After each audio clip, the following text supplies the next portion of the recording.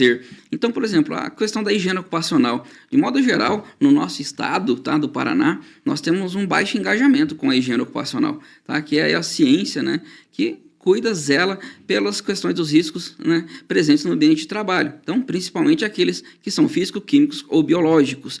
Tá? E aqui, por essa baixa, né, adesão, por que essa baixa adesão? Então, posso falar com propriedade que estou há muito tempo, né, nosso estado é um estado muito agro, exemplo falando do Paraná. Né? Então, o que acontece aqui? Até alguns colegas já me pararam algumas vezes, né, e falaram, Cleiton, eu tenho consultoria, eu não consigo fechar contrato, né, com as empresas do agro. O que acontece? Por quê? Eu falei, gente, porque vocês, para fecharem contrato e vender para o agronegócio, vocês precisam entender as dores do agronegócio. A higiene ocupacional, normalmente, né, quando ela está isolada, tá, ela é muito forte em estados que tem aí, né, extração de mineração, por exemplo, na exploração de mineração. Por quê? Precisa-se muito de higiene ocupacional nestes casos. Agora aqui, quando a gente fala em agronegócio, não só no Paraná, mas qualquer estado, né, em Goiás o agro é muito forte também, próprio Rio Grande do Sul, né, ocorre que existe a questão dos agentes qualitativos, e aí é onde a gente cai nessa questão, né, que nós temos aqui, o doutor Alexandre Durães, que vai abordar aí com vocês, a questão de como ser um assistente técnico, como fazer uma impugnação, porque infelizmente foi aquilo que o engenheiro Márcio também, né, expôs. Muitas pessoas se formam, tá, elas fazem uma pós depois na engenharia de segurança, né, por lei, né, tem que ser engenheiro ou arquiteto para poder exercer a engenharia de segurança do trabalho, ser, né, perito oficial do juiz ali, artigo 195 da CLT, mas esses colegas, eles simplesmente acham que vão lá fazer uma perícia com a formação da engenharia de segurança e está tudo certo. E, na verdade, sabemos que não está. Né? Muitos profissionais, às vezes, como perito oficial, não sabem configurar um dosímetro, gente. E eu não estou aqui para, né, fazer crítica, e sim para falar que nós estamos aqui para oferecer isso. Né? Você, perito oficial, você que quer ser assistente técnico, que é um mercado ainda a ser explorado também, tá, na nossa região, que hoje ainda é pouco explorado, tá? Mais uma assistência técnica, tá? Com documentação técnica, com respaldo técnico, né? Com ciência. Não é escrever por escrever e peticionar, né? Mas sim, né, utilizar aí a questão da higiene ocupacional aplicada, tá, para os casos de perícia. Assim como temos também a higiene ocupacional aplicada à tributação.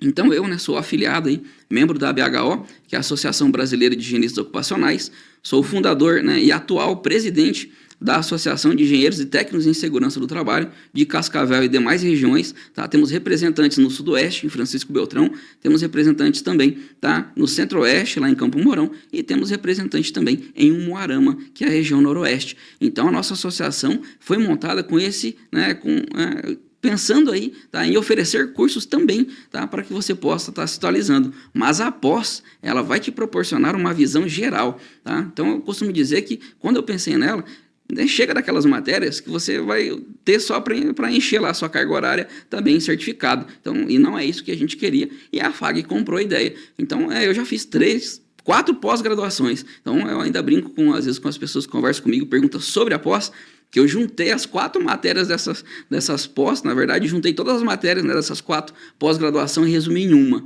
Né? Cada matéria que vocês vão ver, se vocês olharem as nossas disciplinas, as ementas, tá, são matérias que vocês vão utilizar no dia a dia como profissional. Tá? Não tem lá simplesmente matéria com carga horária para que você tenha um certificado, né, com a carga horária maior. Então, o nosso curso, todas as matérias que tem lá, também vão ser aí matérias que vocês, tá, vão aplicar na prática. Então, engenheiro Márcio, queria que você falasse um pouquinho aí do dia a dia, né? Você é empresário, aí tem no ramo de saúde e segurança, como que é esse contato, como você sente os outros profissionais, né? Enfim, fala um pouquinho dessa temática para a gente, depois que, né, veio o advento da E-Social, né, mudou esse cenário, porque trouxe à tona, né, uma questão, por exemplo, da legislação previdenciária, que até então era esquecida, né, só se falava em insalubridade e legislação trabalhista, e ainda hoje, né, temos profissionais que não sabem distinguir um laudo de insalubridade de um laudo técnico de condições ambientais de trabalho, que tem aí, né, missões, né, e são embasadas em legislações completamente diferentes. E quantos, Cleiton, quantos laudos de insalubridade eu já peguei misturado em laudo em LTCAT? Quantos? Não consegui definir exatamente que laudo que é esse, né? Mas enfim, não vamos falar exatamente sobre essas questões técnicas, mas eu vou falar sobre como eu entendo a formação. O que acontece no empresário? né? Vamos colocar assim, quem tem assessoria de segurança ou mesmo quem tem empresa. Qual que é a grande dificuldade hoje dos empresários no nosso estado do Paraná? Achar mão de obra capacitada. Essa é a grande dificuldade que todo mundo sente em todas as áreas. E na segurança do trabalho não é diferente. Se a gente voltar no passado, há 10 anos atrás, o que uma assessoria de segurança do trabalho se preocupava? Se preocupava em fazer PPRA. Quem lembra do PPRA? PCMSO e só. Raros eram os casos de fazer avaliação quantitativa. Quantos PPRAs aí que somente qualitativos e era isso que entregava. Com o advento do e-social, isso mudou porque ele acabou incorporando muitas questões de aposentadoria. Aposentadoria é uma coisa muito importante e é isso que vem a importância da formação. Porque o que você faz hoje, faz hoje vai refletir daqui 30, 35 anos em uma pessoa que vai precisar de uma aposentadoria especial. Entendem a responsabilidade que é ter uma boa formação e uma boa capacitação para você poder fazer um bom levantamento de dados? E isso é extremamente importante. E o que aconteceu com o advento do e-social? Pelo menos na minha clínica. Nós tínhamos a clínica lá em Ubiratã e estava tranquilo. Só fazia PPRA, PCMSO, não tinha muita demanda. A cidade era pequena, 20, 25 mil habitantes. Com o advento do e-social, se tornou quase tudo obrigatório, quase todas as empresas aí de médio porte começaram a ter que fazer toda a documentação. Então, nós tivemos que ampliar. E ampliamos e abrimos unidades em Cascavel, tivemos que separar a área de treinamentos de dentro da clínica e trouxemos um outro CNPJ. Então, hoje nós temos 3 empresas distintas. E o que me faltou? Profissional. Eu não acho profissional que tenha condições de fazer uma avaliação, você falou do agro, não tem condições de fazer uma avaliação de vibração num trator. Porque eles não fazem nem ideia de como fazer esse processo. Entendem? E a gente não tem essa mão de obra no mercado, a gente não tem. O pessoal tem se formado só na teoria, às vezes a formação, muitas sem crítica nenhuma, mas muitas com os olhos fechados e sem sequer abrir um livro. Que esse é um dos grandes problemas. Não dá. Eu vou falar aqui dos meus pais agora. Meus pais falaram, não preciso estudar. Você aprende tudo na prática. Você quer dirigir um carro? Tem que entrar no carro e dirigir. Mas não existe prática sem teoria. E assim como não existe teoria sem a prática. Você precisa estar com as duas situações unidas. Ainda que seja para aprender na prática. Vamos colocar assim, aprendi tudo na prática.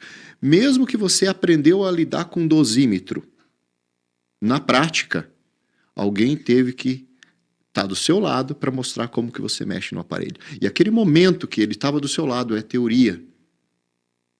Então essa ilusão de que não existe teoria, só prática, isso está errado. Esse pensamento nós precisamos mudar. Então, nós vivemos um mundo muito de tecnologia, a informação está muito fácil. Nós estávamos conversando antes do podcast sobre inteligência artificial. Sim. Ali pode tudo, se faz tudo. Mas a experiência, a troca de experiência, o network, que é o que nós, como empresários, fazemos muito isso. E muitos negócios nós fazemos a partir das parcerias. Só que eu só consigo fazer parceria com quem entende. Eu não posso fazer uma parceria com alguém que não me traz segurança. Por isso que eu tenho muita dificuldade de achar um professor bom. Uma dificuldade grande. Eu tenho centenas de engenheiros no mercado de trabalho.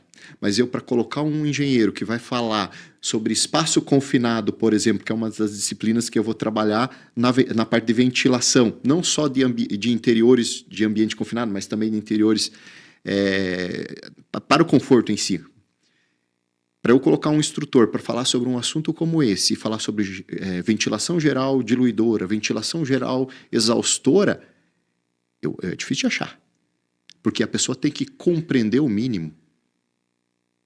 Para falar sobre ruído, tem que compreender o mínimo. E quando a gente fala de compreender o mínimo, não é só saber o limite de tolerância. É entender nível de ação, é entender até que ponto eu vou usar um equipamento de proteção individual ou não vou usar, até que ponto eu vou melhorar a minha tecnologia dentro da minha indústria para eliminar esse risco. E é isso que os alunos que vão se inscrever nesse curso, eu tenho certeza que a partir de agora vão se inscrever, vão conseguir encontrar. Exatamente. Até antes de passar a palavra aí para você, doutor Alexandre Durães, vendo aqui a fala do nosso amigo aqui, engenheiro Márcio, que é empresário, não me lembro aqui agora do autor, mas eu já vi uma frase em um livro que a teoria sem a prática é cega e a prática sem a teoria é burra. E é exatamente isso, né? Elas se complementam, né? Não tem como você querer aprender, né? Praticar, eu vou aprender. E é assim, mal do brasileiro, às vezes, né? Nossa cultura aqui. Sei lá se a culpa foi do Cabral, de repente. Mas o que acontece? Né? Quando a gente compra, eu falo por mim, um televisor, ao invés de ir lá olhar um manual de instruções de como configurar, trocar de canal, o que nós fazemos? Vamos lá direto, né? E vamos querer, na prática, aprender ali a funcionar nas funções para conseguir, né, colocar o que queremos, enfim. Mas, né, foi-se isso na época da higiene ocupacional, né, isso já passou também na época da segurança, né, muitas vezes não se existe uma segunda chance. Então, essa segunda chance no que tange aí, há erros, tá? Então, quando a gente fala em higiene ocupacional, né, segurança do trabalho, né, por exemplo, trabalho com eletricidade, né, não vai abordar aqui, mas assim, é um trabalho muito complexo e de alto grau de risco. Então, aqui, por exemplo, falando o que o engenheiro Márcio estava falando da questão ali do ruído. Gente, o que eu encontro de pessoas, já é engenheiro de segurança, né, muitas vezes foi técnico, e não sabem a diferença de limiar de integração. Não sabem a diferença de qual que é o limite de tolerância na legislação trabalhista e qual é o limite de tolerância na legislação previdenciária. E o que eu devo informar no e-social? Devo informar o resultado de NEM, que está voltado para o LTCAT, tá? Que é a aposentadoria especial. E as pessoas fazem uma configuração, né? Fazem uma bagunça danada nessa configuração. Então, assim, o dosímetro, né? Não vou entrar muito a fundo, mas ele vem com a configuração de fábrica de 8 horas trabalhadas, tá? Q5, e normalmente aí está em nível limiar de integração 80. Se você não souber o que esses dados representam e o que prevê a nossa legislação, não configurar isso antes de iniciar a medição, você vai ter, tá, um resultado de dosimetria errôneo, tá? Que certamente vai comprometer aí o seu cliente. E é isso que nós queremos ensinar a você, tá? Como fazer isso corretamente, porque não se vê isso no mercado. Eu, particularmente, já fiz um curso aqui de ruído, né, na própria FAG, né, algum tempo atrás, na turma, e aí os alunos olhavam para mim e falavam assim, eu nunca tinha ouvido falar de avaliação de ruído como você expôs aqui. São muitos detalhes técnicos, né, que certamente vão mudar todo o resultado que eu tenho. E é exatamente isso, né? Como que eu cheguei? Estudando. Não tem como, gente, né, aprender isso sem se debruçar, sem procurar se especializar, né? Então, fica aí o recado para você. Vou passar a palavra para o doutor Alexandre, né? O primeiro profissional que me ensinou realmente a função do PPP, que era o perfil profissionográfico previdenciário, foi o doutor Alexandre Durães, né? Trabalhamos juntos aí em uma empresa, tempos, né, recentes, aí, não faz muito tempo que a gente trabalhou. E quando eu lá cheguei, ele veio me explicar. E a gente tinha, na época, né, sempre falava, PPP é LTCAT, tá? É legislação previdenciária. Eu não sei por quê, tá? Advogados pegam esse PPP e colocam na petição quando falando de legislação trabalhista. Isso pode representar um passivo enorme, tá? E o porquê? Porque tem alguns agentes de risco, como frio, umidade, que não são previstos lá na legislação previdenciária. Só que uma vez que você coloca isso no PPP, né, e peticiona, o advogado, outra parte, ele tem acesso e fala, opa, a pessoa trabalhava com frio, a pessoa trabalhava com umidade, se esqueceu de uma entrega de EPI, o perito já vai dar insalubridade. Então, né, o profissional, você precisa aprender, né, o que você deve usar e o que não usar para não criar passivo. E aí passo, então, a palavra para o doutor Alexandre Durães.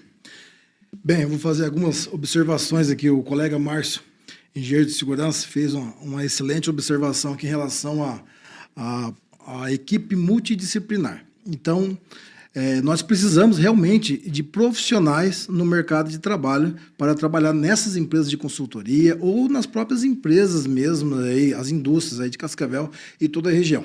Esse curso não é tão somente voltado para engenheiro de segurança do trabalho, ou engenheiro civil, engenheiro mecânico, engenheiro ambiental. Esse curso ele é composto por uma equipe multidisciplinar de professores, seja engenheiro, ergonomista, tá? Engenheiro mecânico, advogado, que é o meu caso, justamente para ensinar você, tá, a militar nessa área da higiene ocupacional. Vamos citar um exemplo.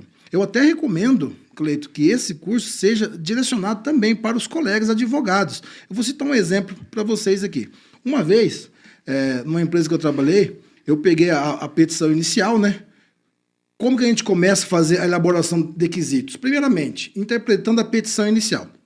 Então, o advogado trabalhista ele faz a petição inicial, que é a reclamatória trabalhista, ao qual vai ter um tópico lá que vai estar da insalubridade, da periculosidade e assim por diante. Então, ele vai enquadrar o que o seu cliente possivelmente tem direito, seja um ruído, seja um frio, que não foi pago o adicional de insalubridade, enfim, seja um calor, enfim. E uma petição inicial, o colega advogado, ele colocou, é claro que eu não vou citar nomes, né, por questão de ética, mas ele colocou lá na sua petição inicial que o cliente dele, Márcio, teria direito ao adicional de insalubridade porque ele trabalhava em altura, num porta-pallet.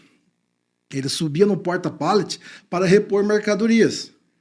Tá? Então, ele fez um embasamento ali dizendo que o cliente dele teria direito ao adicional, melhor dizendo, de periculosidade. Não é nem insalubridade, é periculosidade, porque a atividade era perigosa. Tá? Uma outra situação, porque ele trabalhava no agro e ele tinha contato com abelhas. Cleito. Então, as abelhas, né, para o colega advogado, traria ali uma periculosidade. Aí eu pergunto para você, Cleito, trabalhar com abelha dá direito à periculosidade?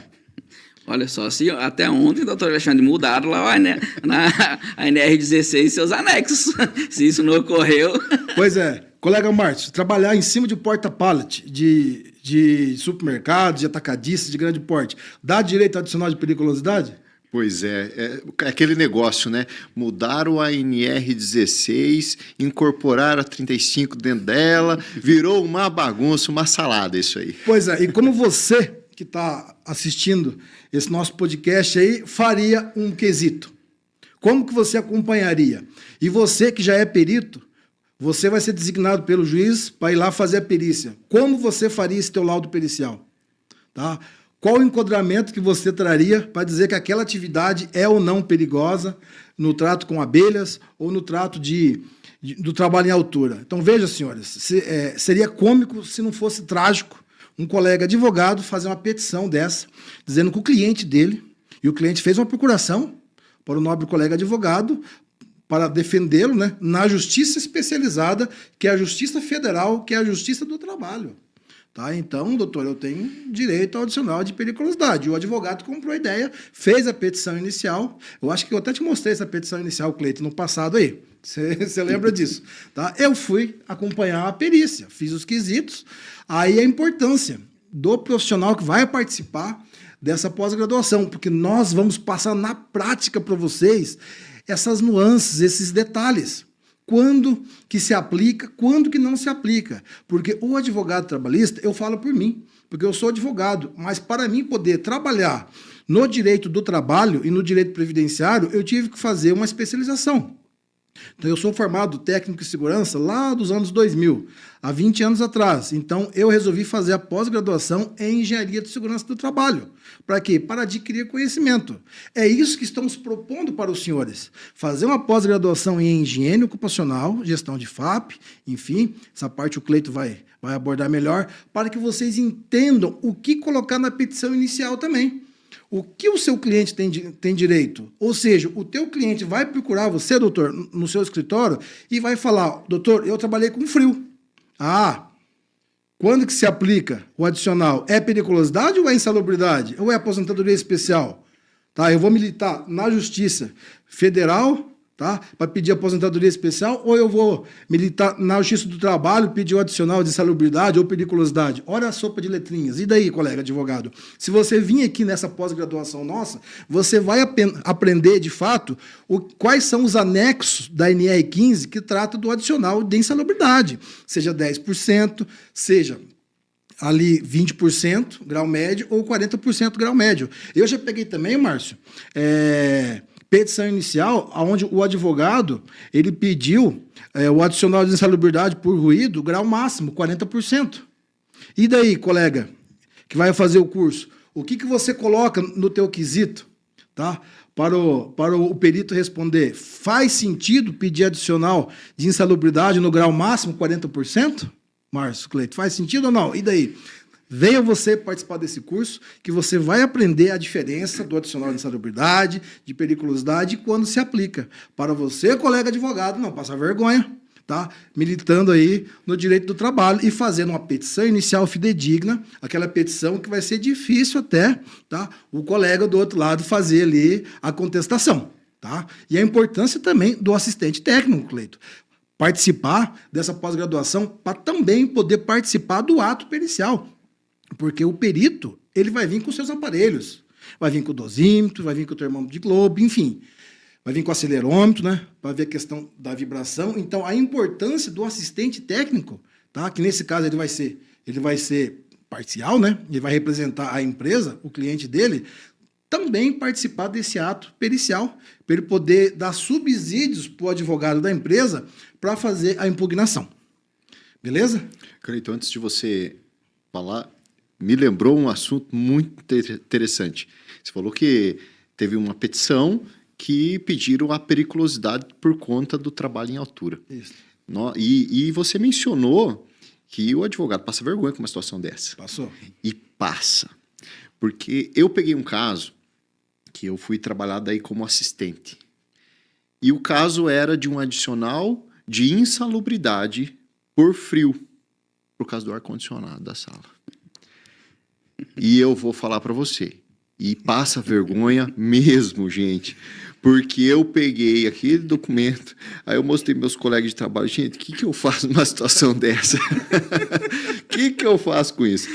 Aí eu falei, olha, não tem muito o que fazer, porque isso aí, qualquer juiz, né, não vai nem aceitar uma condição como essa, que é um pedido fora do comum, né, tratar uma coisa... E isso acontece, tá? Isso acontece pela falta do conhecimento. Pegar um assunto que está ligado a questões ergonômicas, de conforto, e jogar para uma... Mas eu trabalhei, foram 18 anos no agronegócio, né? Trabalhei em cooperativa durante todo esse período, grandes cooperativas, e é muito comum você ver situações como essa. Você entra num frigorífico aí com 4.000, 5.000 funcionários trabalhando, você vê absurdos gigantescos em questões de ação trabalhista. Existem questões importantes que ocorrem lá dentro, mas existem casos como esse, que é do ar-condicionado, que não tem ligação nenhuma. Mas isso que você mencionou me trouxe essa história. Se a gente fosse aqui debruçar todas as histórias absurdas que a gente viu na área de segurança do trabalho por falta de capacitação profissional, a gente vai ver aí uma enormidade, Cleiton. Inúmeros, Márcio, inúmeros. Me permita lembrar outro também. Eu fui num ato pericial, ao qual o colega perito, né, tenho contato com ele até hoje, ele foi nomeado para uma perícia trabalhista aqui em Cascavel de insalubridade porque o advogado colocou na petição inicial que o cliente dele operava uma prensa enfardadeira, aquelas prensas que existem nos atacadistas, ao qual é prensado os papel, né, e é levado ali para uma área de reciclagem. Então ele pediu o adicional de insalubridade porque o cliente dele operava uma máquina de prensar papel, Cleiton. E daí, o que a gente faz nesse ato pericial? Eu cheguei na perícia e falei assim para o perito, e agora? Você leu a petição inicial? Ele falou para mim assim, eu nem li ainda, tá? Então dá uma olhada aí, na página tal. Ele olhou, eu falei para ele assim, Márcio, e daí, e agora? Qual que é o embasamento jurídico, qual que é o item da NR15 que vai se enquadrar isso daí? Tá? Se quer pedir o ruído, talvez o advogado, ele poderia ter pedido o ruído, porque a prensa, de fato, ela traz ali algum pouco de ruído, mas a questão de operar a prensa enfardadeira não tem nenhum nexo, nenhum enquadramento nenhum em relação ao adicional de insalubridade. Cai naquilo que o Márcio muito bem colocou aí. Mais uma vez, Cleiton, fazer Vamos o que lá. colocou 3 professores aqui na sala. Vamos ficar 5 horas debatendo aqui. Se não expulsarem a gente daqui... É interessante essa questão da prensa, que eu recordei um caso também, que o que acontece? A confusão. Porque existem muitas prensas que fazem o trabalho de prensamento de papel, mas papel lixo. Lixo. Aí o lixo, aí entra outras situações de agente biológico. Mas aí é falta de conhecimento, que é o que a gente está mencionando aqui.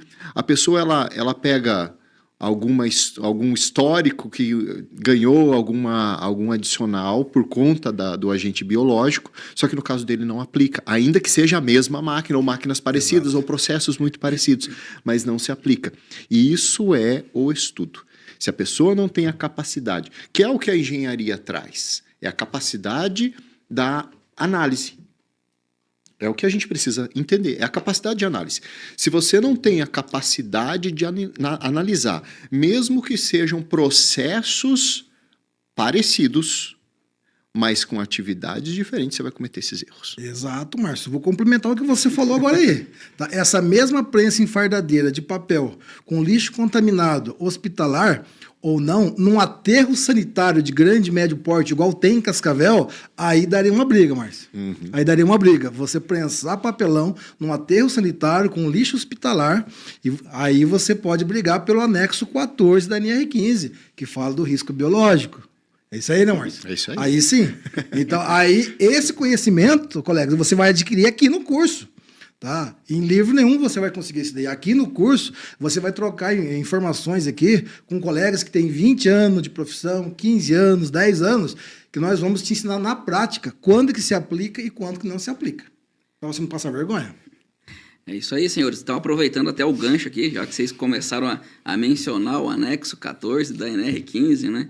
Que é agentes biológicos. Isso aí, às vezes dá vontade de chorar quando, né, vai acompanhar algumas perícias, porque os peritos, enfim, eles interpretam. E depois o doutor Alexandre Moraes pode, né, falar mais que esse não é o dever do perito, ele não tem que interpretar nada. O juízo sim, né, ele pode, tanto que, né, na esfera judicial, o juiz não precisa acatar o parecer do perito. Né, ele pode aí, né, usar de outras formas, de outras fontes, para subsidiar o parecer dele. Tá? Mas assim, eu vou voltar aqui e me apresentar mais um pouquinho, que eu não tinha falado das minhas formações para justificar o porquê, né, do meu descontentamento com esses, né, peritos oficiais aí do juízo, né, mediante essas interpretações. Então assim, eu comecei lá como técnico de segurança em 2009, tá? Para começar resumidamente, que meus pais eram granjeiros, tá? Ficaram 30 anos cuidando de aviário de corte. E aí eu pergunto para vocês, ou vocês podem me perguntar, né?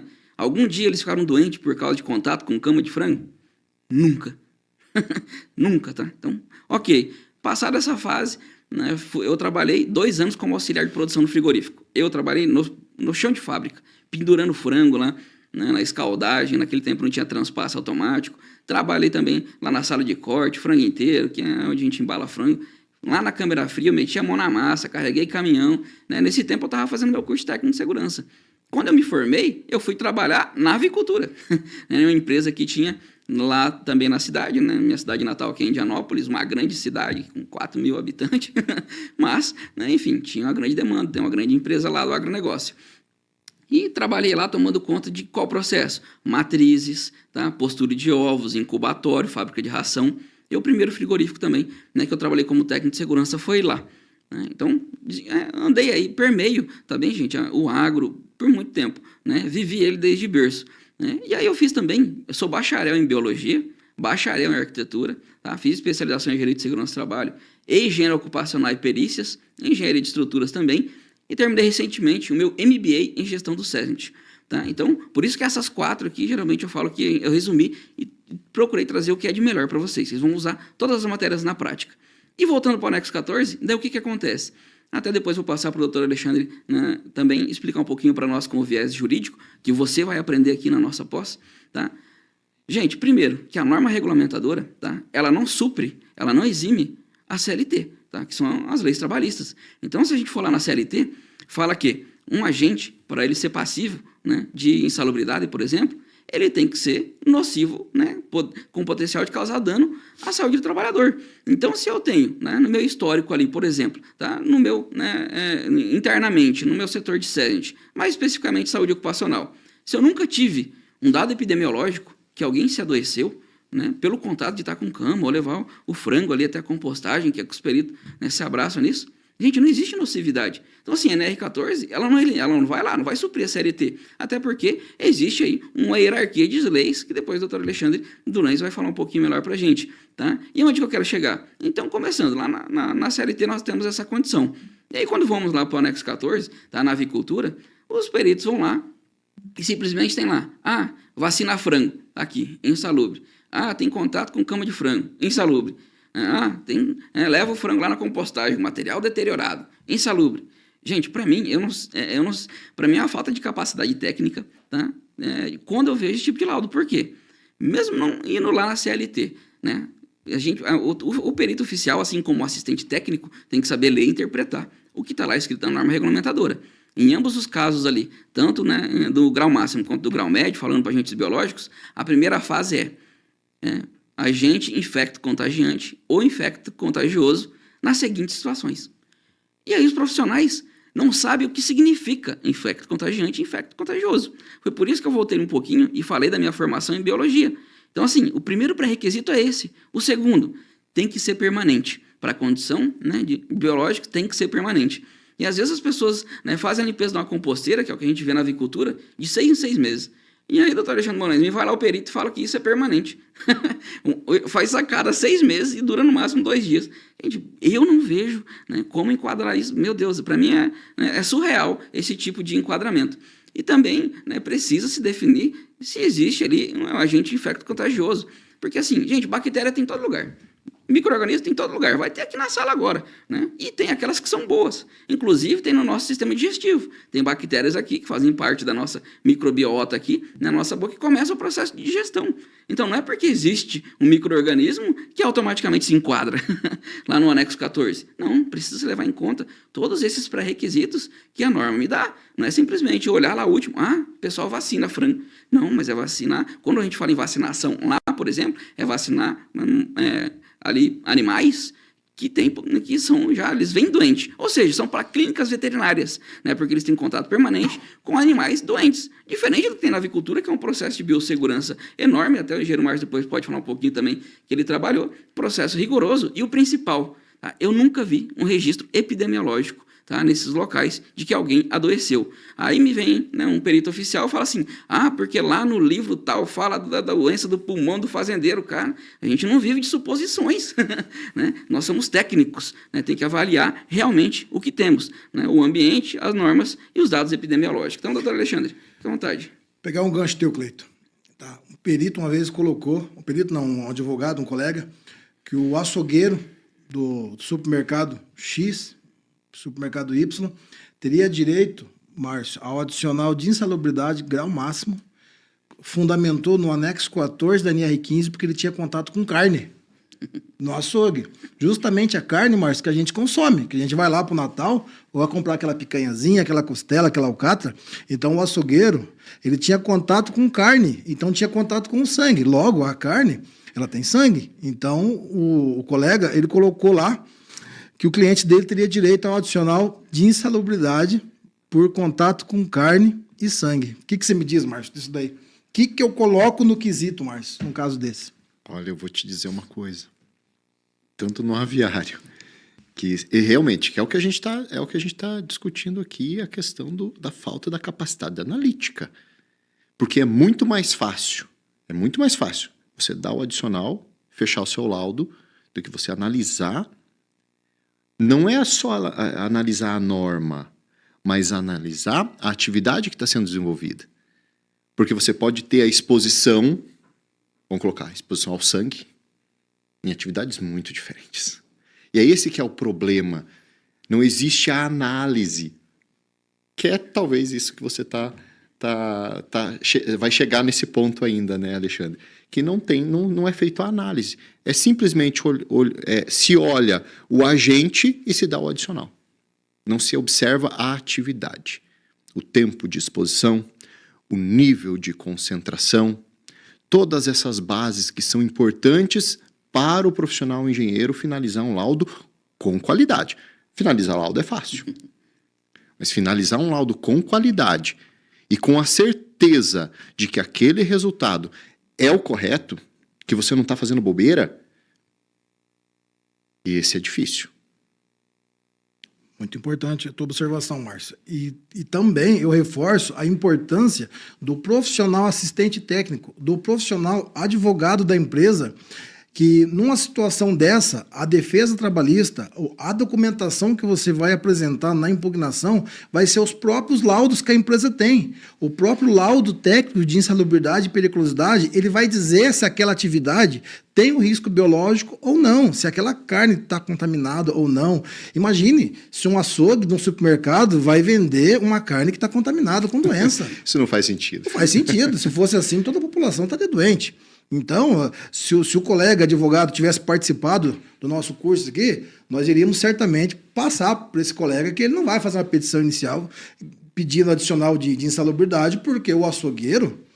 Gente, tem muitos supermercados em Cascavel e região e eu tenho pego diversas situações dessa pedindo adicional de insalubridade porque trabalha com carne. Absurdo isso daí. Até na OAB, eu faço parte da comissão de Direito do Trabalho da OAB Cascavel.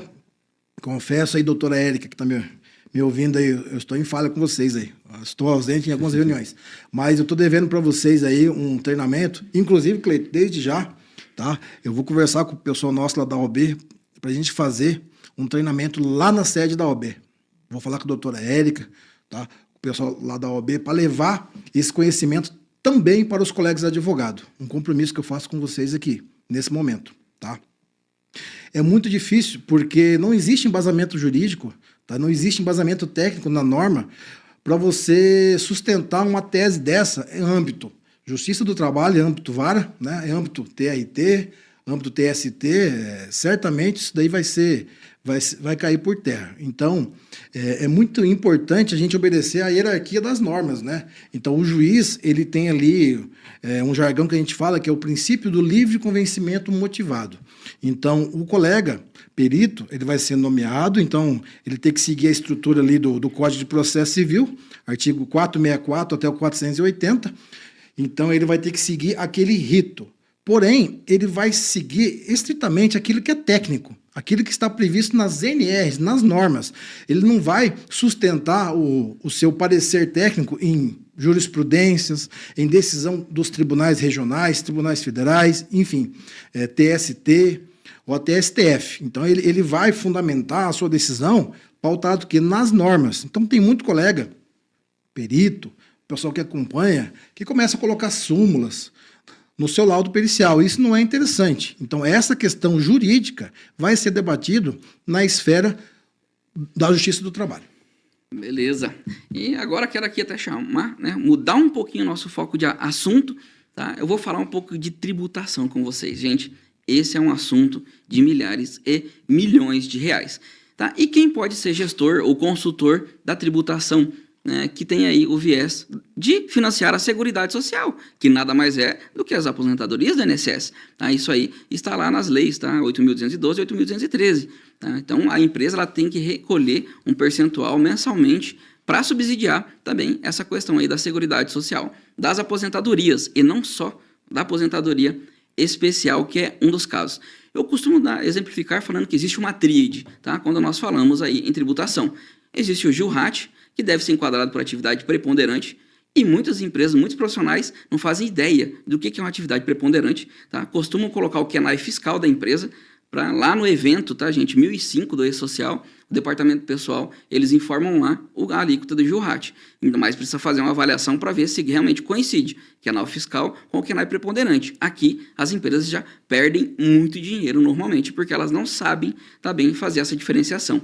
Depois nós temos aí a figura do FAP, que é aquele, né, fator de prevenção que multiplica ali de 0,5 a 2, ou seja, né, ele beneficia as empresas que fazem segurança, diminuindo 50%, porém ele onera em 100%, né, que chega a 2, caso as empresas não façam, né, saúde, segurança, trabalho ou um mínimo de gestão. E por último temos o FAI, que é o financiamento da aposentadoria especial. o que tem de colega, tá? Da área de segurança do trabalho, que tem clínicas, consultoria, mas que às vezes chegam em mim e falam assim, Cleiton, mas olha, eu vou falar para você, até agora nós temos aí, né, a associação, a ACEST aqui, então, né, começou um contato maior, até a procura, evidentemente, por eu ser o atual presidente. O mercado tá ruim, né? O pessoal joga o preço lá embaixo, o pessoal tá assinando, tá vendendo documento. E aí eu falo para eles assim, e o que você tá fazendo de diferente para justificar que a empresa, o empresário, pague aí a mais 20%, 30% para você, ao invés do seu concorrente lá, que muitas vezes vende laudo. Só assim, infelizmente, existe isso ainda. Tá? Então, a gente está aqui para proporcionar, capacitar você para fazer da forma correta. Tá? Então, nessa questão aqui, eu falo para eles aí, e eles ficam me olhando, falam assim, gente, a tributação é uma área que tem muito mercado, é pouco explorada e pouquíssimos profissionais no país, tá, que dominam esse assunto. Eu vou dizer para vocês que no país hoje, no Paraná, eu não vejo outro, né, falando como eu falo nas minhas redes sociais, enfim, né, quem quiser me seguir lá é Cleiton Santos, segue HO, né, não falam dessa parte de tributação. E aí o pessoal de consultoria fica, porque os donos falam que vão correr o risco, não vão querer pagar lá no caso do FAI. E aí simplesmente eu vou falar para vocês a seguinte frase, vocês consultores, dentre esses três, essa tríade, você sabe qual que é o único que o dono da empresa, o empresário pode falar, eu vou correr o risco? É justamente o FAI. Por quê? Porque o FAI precisa ser de um profissional laudando, o LTCAT, para dizer se seja ou não aposentadoria especial. Aqui ele pode dizer, vou correr o risco, e falar para o DP dele não recolher. Agora, os outros dois, que é o GILRAT e o FAP, não tem escolha para o empregador. Já vem direto na folha de pagamento. Tá? O que é publicado também pelo governo, automaticamente o FAP ali, ele vai cair na sua folha de pagamento. Até 2021, ainda as empresas conseguiam inserir manualmente. Agora, esquece. O seu resultado, né, oriundo lá de acidente ou doença, que cai no seu CNPJ, se você não contestar, então aí vamos cair nessa parte também de contestação, né, que tem que contestar quando vem lá o resultado da agência da Previdência Social pelo médico perito, para lá em novembro contestar o FAP, que são coisas distintas. Tá? Então, se você não fizer todo esse processo, a empresa está perdendo muito dinheiro. Resumindo o meu exemplo, falando aqui, recentemente tive uma grande cooperativa, né, agradeço eles lá, confiaram já no meu trabalho.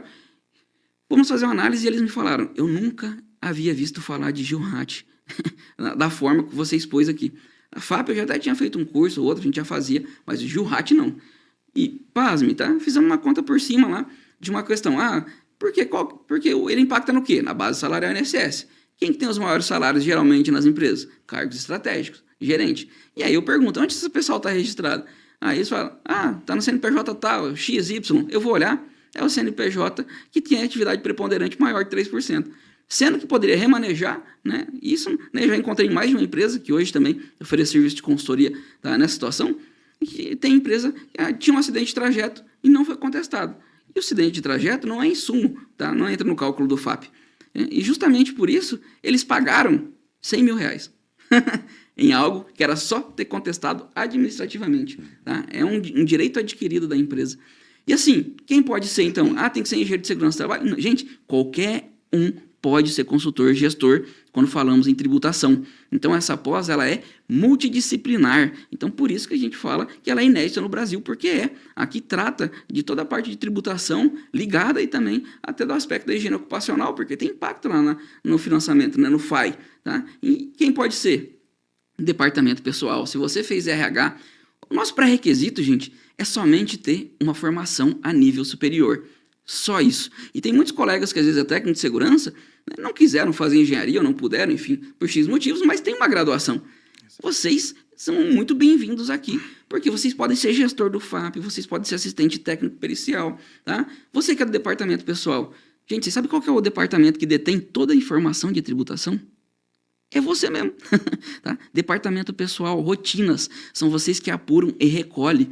E a segurança do trabalho muitas vezes não sabe evidenciar, mostrar isso para vocês, para que daí trabalhem junto. Até nessa empresa aí, né, eu sugeri que eles montassem um comitê, né, porque no meu curso, né, que daí foi via Ciscope, que é o Sistema Extra do Cooperativismo, falei para eles, olha, vocês precisam colocar numa sala para ter um resultado legal, a segurança do trabalho, o jurídico, o departamento pessoal, e lá a gente colocou até TI BI, né, porque eu utilizo o Sistema Sério na empresa que eu trabalho, né, um grupo da agroindústria aqui, e eu fiz todo esse processo dentro desse sistema.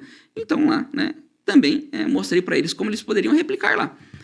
E assim, é muito dinheiro, gente. E por desconhecimento. Eu não sei. Às vezes eu fico pensando, esse pessoal gosta de perder dinheiro?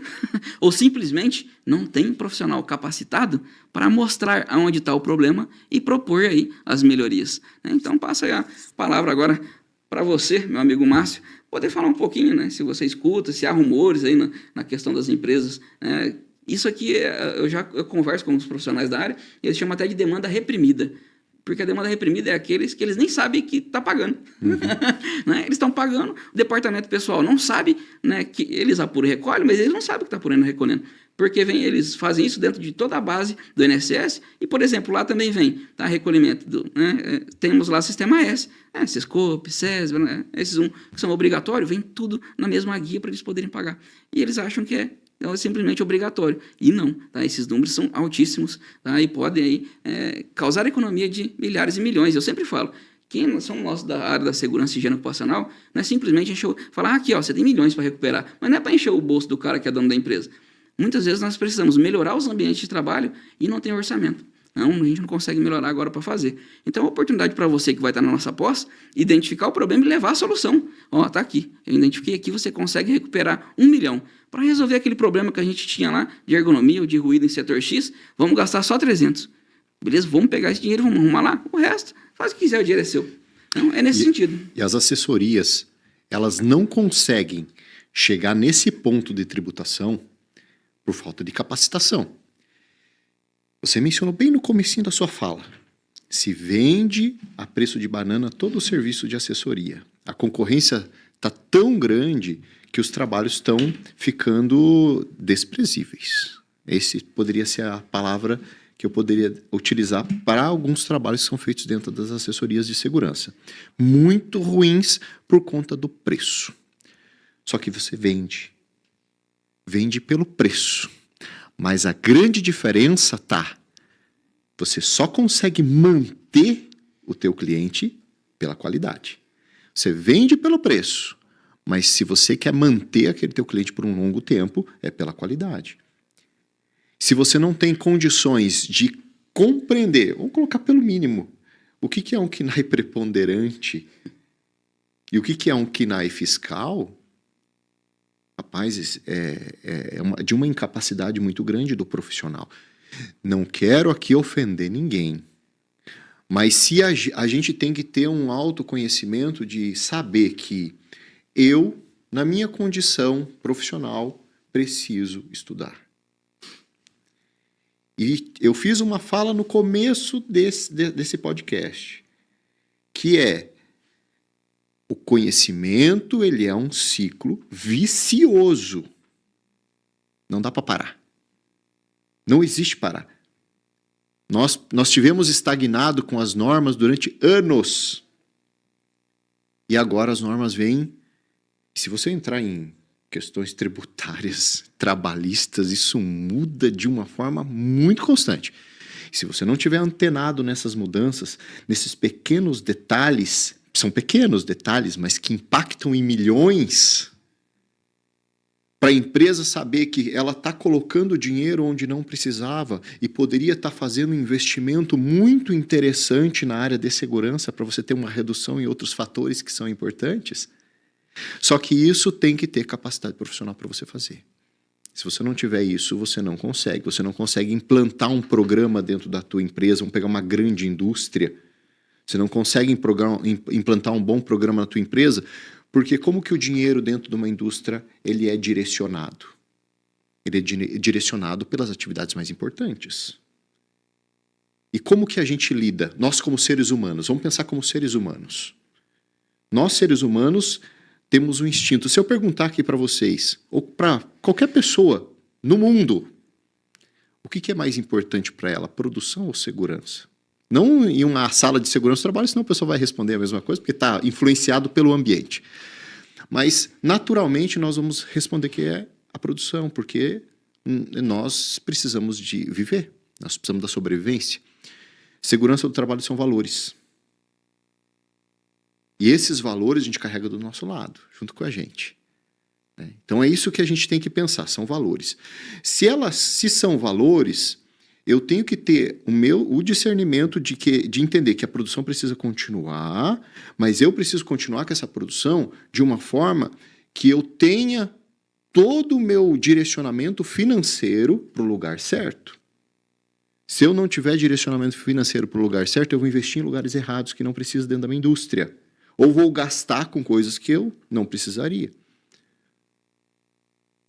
Né? Um fator acidentário de prevenção, por exemplo, muitos são os casos que nós poderíamos estar reduzindo isso aos montes e nós não estamos sabendo direcionar isso. E o empresariado, ele precisa ter essa noção, porque o dono da empresa, ele pensa que produção é o mais importante, ele não está enxergando, o dono da empresa não vai enxergar isso, gente. Você pega um gerente de uma grande indústria, ele não vai observar esses detalhes. Esses detalhes, quem tem que fazer somos nós. E é isso que a gente vem oferecendo, não é, Cleiton? Exatamente, assim, o dinheiro ele é finito, né, gente? Dentro de uma organização. É finito porque, normalmente, o SES a gente fica dentro, né, do setor de RH, recursos humanos das empresas. Normalmente, há exceções, né, algumas empresas que têm gerência própria ou estão na gerência administrativa, tá? Enfim, né? Então fica a base, né, de outra gerência. O profissional de segurança do trabalho ele precisa não levar só o problema, mas a solução. Né? E aqui, a proposta é justamente essa, né? Que você descubra, né, os problemas, as oportunidades, na verdade, para ser um profissional que se destaca no mercado de trabalho. Imagine que você é do departamento pessoal. A informação é toda sua. E aqui, colegas, eu vou dizer para vocês por experiência de agora, tá? Já atuando no mercado como consultor nessa área de tributação. Tá? A dificuldade maior é nós conseguirmos a informação. Para fazer o trabalho, a dificuldade maior é conseguir informação, acredita? Por quê? Às vezes, o que acontece? Pequenas e médias empresas estão com um contador. Nossa, para eles passarem a informação é uma tristeza. Você que é do departamento pessoal de uma grande empresa ou de uma média empresa, a coisa mais rica que precisa está na sua mão, departamento pessoal, que é a informação. É só adquirir conhecimento e trabalhar com ela. E aí chamar os setores pares, né, ciente, jurídico, para trabalhar junto. Então, assim, a nossa pós-graduação, tá, ela vai ser online ao vivo, gente. Às terças, quarta e quinta, com previsão de início aí para fevereiro agora de 2025. Tá? É simplesmente imperdível. Esse conhecimento online você pode assistir de onde estiver. Teremos um único encontro presencial, tá, de 3 dias, tá, no final da pós-graduação, que daí vai ser passado aos alunos que se inscreverem, tá, de prática. Porque higiene ocupacional tem que ter prática, gente. Né? Ok, a base pode ser, né, online ali, mas tem que ter a prática. Que é vir aqui, ficar 3 dias, uma imersão, tá? Quinta, sexta e sábado, vamos trabalhar, tá, com todos os equipamentos aí, tá, disponíveis para as avaliações ambientais, dosímetros, acelerômetros, sonômetros, enfim, né, e por aí vai. E levamos em consideração esse aumento de viés da higiene ocupacional aqui na pós, né, que temos aí, temos o representante, tá, da BHO, Associação Brasileira de Higienistas Ocupacionais, como professor, tá, o representante aqui, Regional Paraná, senhor Sérgio Jonas, aí um abraço para você. E na matéria de químicos, tá, eu prezei por chamar um professor que ele é HOC. O que é isso? É um higienista ocupacional certificado pela BHO. O ano passado eu fiz uma prova, né? Tinha 50 pessoas, passaram 6. Para vocês terem uma ideia de como é difícil, a pessoa tem que estudar muito, tá, para poder passar nessa prova de certificação, por exemplo, da BHO. Então, o Andrei, tá, o Andrei Moretti, que vai ser o nosso professor, ele é higienista ocupacional certificado na matéria de agentes químicos. Agentes químicos, gente, é um bicho de 7 cabeças, normalmente todo mundo, né, fala em agente químico, é um bicho de 7 cabeças. E aí, quando a gente começa a falar em agentes químicos, né, o que me deixa, às vezes, entristecido é que eles pulam etapas. Tá? Então, a gente tem avaliação, reconhecimento, tá? Antecipação, reconhecimento, avaliação e controle. As pessoas, às vezes, acham que a avaliação já é sair medindo, e a avaliação não quer dizer isso. Tá? Então, precisa se descobrir. E aqui no nosso curso de pós-graduação, você vai entender, né, o que é antecipação, o que é reconhecimento, né, quanto que eu avalio o controle. Na empresa que eu trabalho, eu sou supervisor de SESMIT corporativo. Nós temos aí 15 mil funcionários. Tá? Tem abaixo, aqui na organização de mim, 60 técnicos de segurança, mais ou menos, e 6 engenheiros de segurança, sobre minha gestão técnica direta. Né? Sou responsável pela segurança do trabalho e também a parte de higiene ocupacional na empresa que eu estou. Conseguimos comprar, né, esses equipamentos para fazer avaliação interna. Por quê? Eu não consegui achar mão de obra qualificada. Não consegue. Nós temos regiões aí, né, espalhadas pelo Brasil, unidades, filiais. Cada lugar que eu ia, gente, às vezes, era de assustar. Porque eu falei, não tem como a gente utilizar isso. Teve uma das nossas filiais que a gente foi, né, era em outro estado, não aqui no Paraná. Aí o terceiro estava lá. Acredita que eu falei, cara, isso aqui tá errado. Eu peguei o extrato, né? chama-se de dosimetria ali, né, a questão do acelerômetro. E aí, dei uma olhada lá, estava assim, né, VDVR estava em 200. Falei, assim, cara, é uma loucura. Eu falei assim, esse cara fez alguma coisa aqui que não, né, não tem base. Fora do comum. Seu limite de tolerância é 21, cara, um VDVR aí de 200, imagina, o cara ia estar pulando, né, da cadeira, batendo a cabeça no teto, né, porque, né, quando a gente avalia, essa avaliação em Z, que é o VDVR. Eu falei para ele, não, cara, daí meu técnico de segurança estava lá, falei, vai lá, acompanha, refaz, ele estava com o acelerômetro, aí foi lá. Falei, vai lá olhar, porque senão ele vai fazer errado de novo. Daí ele foi lá, né, como eu já ensinei esse técnico de segurança que trabalha comigo aqui, nesse grupo, aí ele chegou lá, ele falou assim, cara, você não vai colocar as fitas para poder fixar, né, o disco do acelerômetro? Ele falou assim, mas precisa?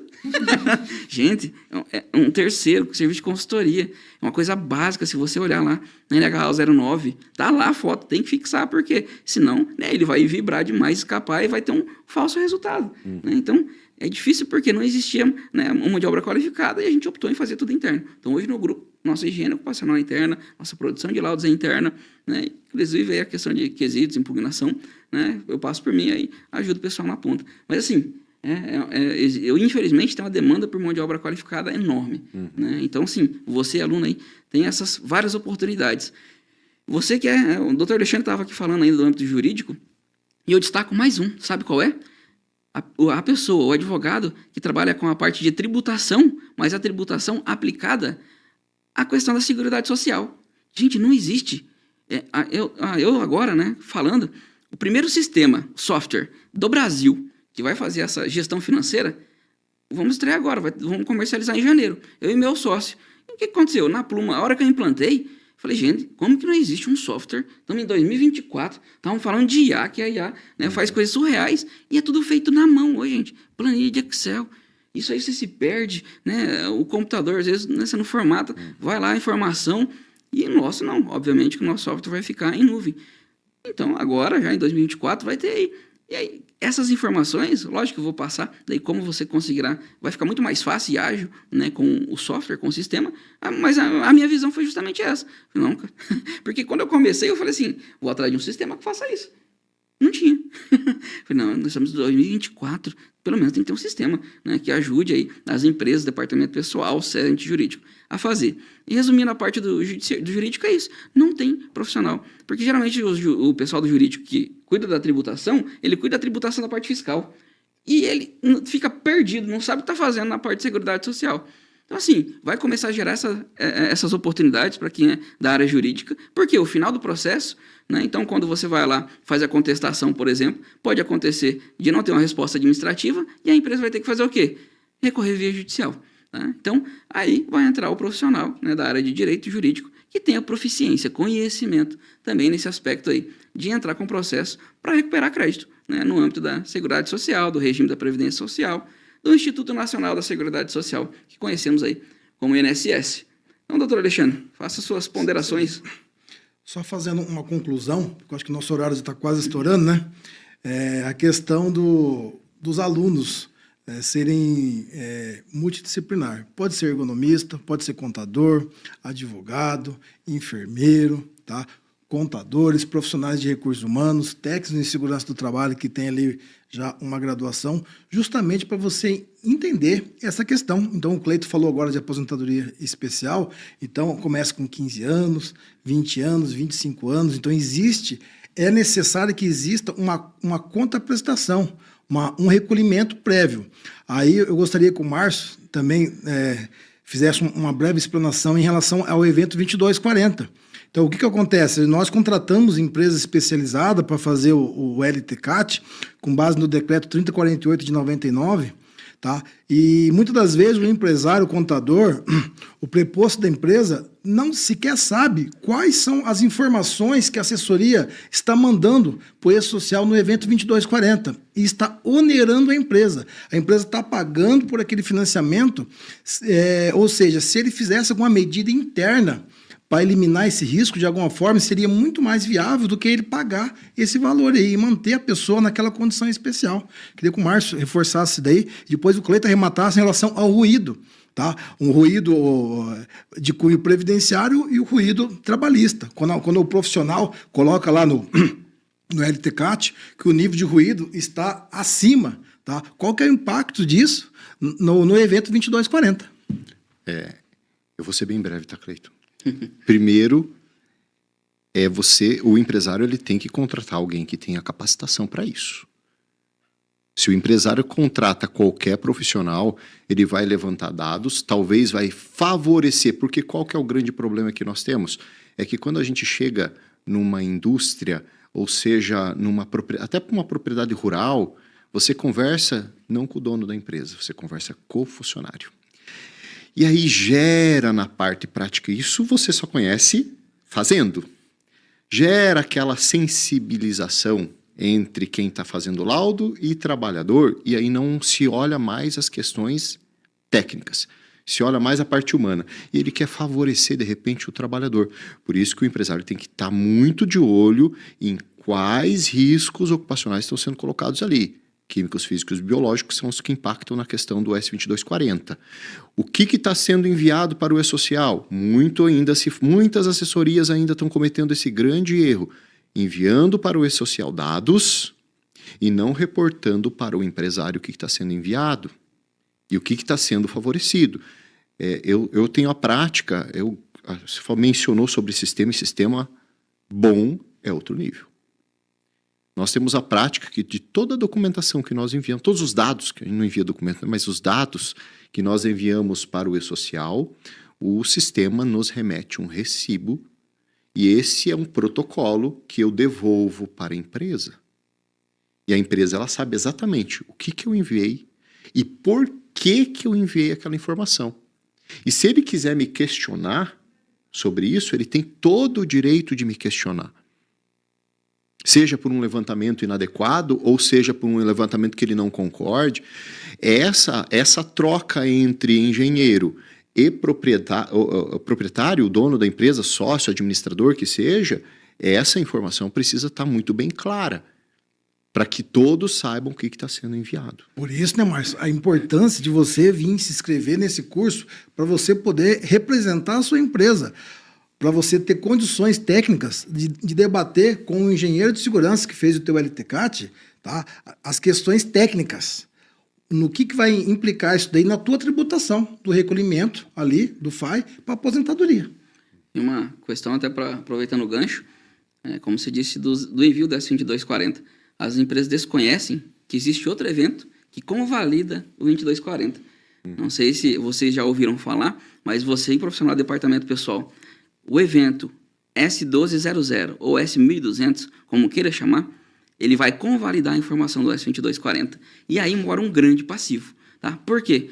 Se o seu engenheiro de segurança, enfim, seu servente interno ou terceiro, consultoria, estiver apontando lá, como bem disse aqui o doutor Alexandre, o ruído acima de NEM, nível de exposição normalizado, acima de 85 decibéis para recolher, lá no 1200 tem que estar recolhendo.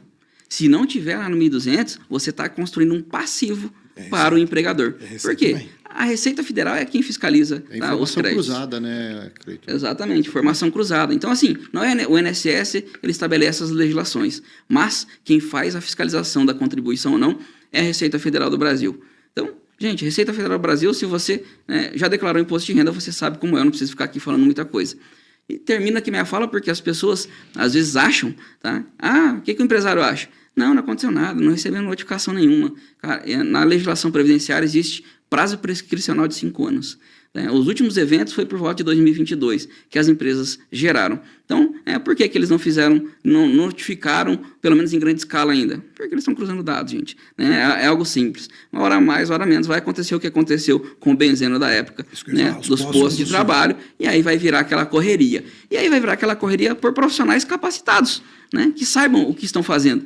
E é isso que você vai vir aprender aqui conosco. Tá? Para quando essa demanda já existe e a tendência é aumentar exponencialmente, você vai estar preparado para se destacar no mercado de trabalho. Então, vamos concluindo aqui, agradecendo aí, vou passar a palavra para o doutor Alexandre Durães, tá? Agradecendo também o engenheiro Márcio, que é empresário no setor aí de consultoria em saúde e segurança do trabalho. Tá? Vou deixando aqui meu agradecimento. Se quiser, nos siga, pode me seguir lá nas redes sociais, @CleitonSantos, EngiSegHO. Também esse é o meu Instagram. Siga também o Instagram da associação, gente, tá? Que é a Associação de Engenheiros e Técnicos de Segurança de Cascavel. Precisamos dessa representação de classe. É @AssesteCevel, tá bem?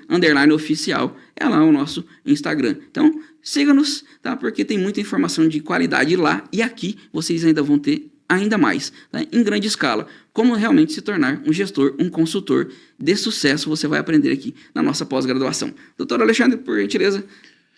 Ficamos aqui então, agradecemos à instituição FAG pela oportunidade desse podcast e eu recomendo de fato que você, profissional da área de segurança, contabilidade, advocacia, de fato participe dessa pós-graduação. Teremos aqui profissionais renomados do direito, da engenharia de segurança, tá? Médicos, ao qual a gente vai trocar bastante figurinha também em relação à aposentadoria especial. Então eu recomendo que você participe. Agradeço ao Cleito, que é o nosso coordenador, o engenheiro Márcio, e ficamos à disposição. Engenheiro Márcio. Agradeço o Cleiton, Alexandre pela participação, parceria aqui dentro desse podcast. Agradeço ao pessoal da parte técnica que está ali do outro lado, ajustando os vídeos, os sons. E dizer que esperamos um grande curso no ano que vem. Esperamos vocês também. Então é isso aí, pessoal. Um bom dia, boa tarde, boa noite para você que nos acompanhou até esse momento. Agradecimento mais uma vez à FAG, à coordenação, a Vanessa que está na coordenação, ouviu, né? Fui até ela, expliquei o que seria esse curso, a demanda, né? O que impacta, e a FAG comprou a ideia, estamos oferecendo esse curso, porque não é só o Paraná que precisa, o Brasil precisa, né? Por isso que essa pós-graduação ela é online, ao vivo, com apenas um encontro de 3 dias no final do curso. Então, para que se torne viável, para que você, de qualquer lugar do Brasil, faça matrícula e estude conosco. Então, muito obrigado, esperamos aí, vemos vocês então na pós-graduação. Corre lá, faça a sua inscrição, as matrículas estão abertas, corre lá na FAG, é o curso 472, tá? Higiene Ocupacional, Periculosidade, Perícias e Gestão da Tributação. Tá? Lá vocês vão encontrar gestão do FAP, para resumir o nome não ficar muito extenso, mas vamos falar das 3 partes comigo, que vou ser o professor dessa matéria. Então, até logo, um abraço e esperamos vocês.